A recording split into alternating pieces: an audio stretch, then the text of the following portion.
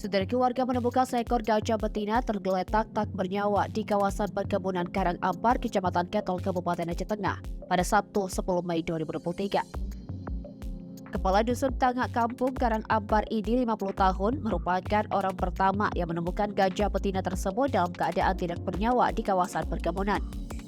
Ini menerangkan bahwa ia mengetahui keberadaan bangkai gajah tersebut 2 hari yang lalu saat sedang memeriksa pohon aren di perkebunan tersebut. Ketua Rakyat Genap Mufakat atau RGM Kampung Karang Ampar, Sofian, mengatakan kekecewaannya atas sikap pemerintah Aceh Tengah yang hingga saat ini belum memberikan solusi pasti terkait penanganan masalah konflik gajah liar dan manusia.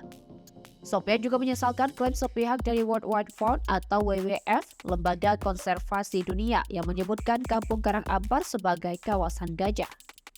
Ia juga menerangkan penderitaan yang berpuluh tahun belum selesai hingga saat ini, dan warga kecewa dengan klaim sepihak dari WWF yang menyatakan bahwa Kampung Karang Ampar telah dihuni oleh masyarakat selama ratusan tahun adalah kawasan gajah liar. Raja Karang Ampar, Saleh Kadri, menyatakan bahwa ini bukanlah kasus pertama kali gajah ditemukan mati di kawasan tersebut. Saleh mengaku sudah kehabisan akal dalam memohon bantuan kepada pemerintah baik tingkat kabupaten, provinsi maupun nasional untuk menemukan solusi dalam menangani konflik antara gajah dan masyarakat yang telah memakan banyak korban, baik dalam hal materi maupun korban nyawa. Situasi di Kampung Karang Ampar masih memprihatinkan.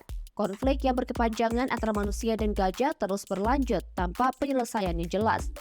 Warga masyarakat masih menantikan tindakan nyata dari pemerintah untuk menangani masalah ini sebelum lebih banyak korban jatuh.